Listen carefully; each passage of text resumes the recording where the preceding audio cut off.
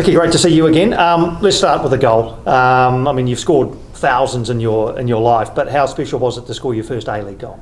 Oh, it was incredible. I've been manifesting that moment for a long time, and to have scored my first goal, I don't think I've ever experienced that much adrenaline in a game before. So it was an incredible moment, and I hope many more to come. Absolutely. How have you found the step up to playing in the A-League Women's?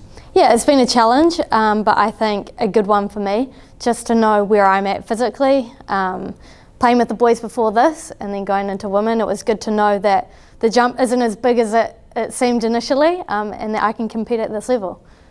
And as far as your contribution to games, I mean, you've always been a very busy player, you know, getting in and getting involved. You're on the ball a lot, you're chasing around a lot. Did you have any sense of nervousness about a step up, or did you feel at home immediately?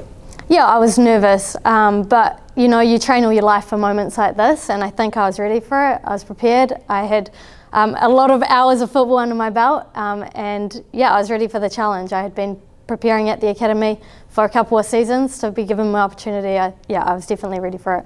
And the demands of day-to-day professionalism, I mean, you're not just playing on the weekend, you're training, obviously you've got to look after things like nutrition, which I'm sure you were anyway, but I mean, have you found it to be an easy transition to make? It's been a good transition. Previously, I'd say other years have been more demanding than this, with full-time work on top of the football commitments. But to take a step back and really focus on football this season, it's made the adjustment, I think, a little bit easier, just managing the trainings, some meetings here, and being fully committed. Are you happy with the way you're playing? I am happy. I think, you know, still parts of me that I'm yet to show, get on the ball a little bit more and put some more goals in the back of the net. So I think I'm off to a good start, but I'd like to see that improve and continue my momentum throughout the season.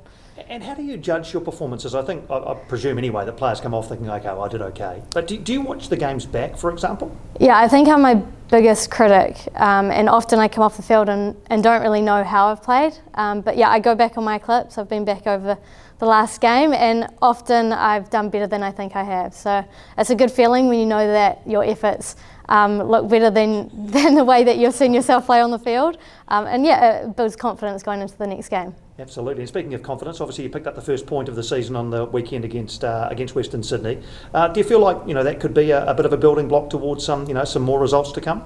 Yeah, absolutely. We gained a point, but we also lost two. I think in that game we could have got three. That was our target game. But hey, it's a building block. We're on our way up. 2023, we've got goals going into this year, and I think 3 points to start for grabs. Is this a fun team to be part of? Absolutely, it's good fun. There's a good group, good energy, and yeah, it's good competitive trainings, and we're all enjoying it.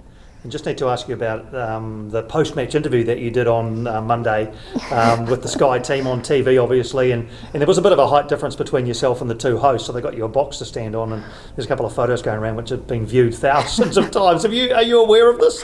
Yeah, and look, my only comment, it's good to see eye to eye with people.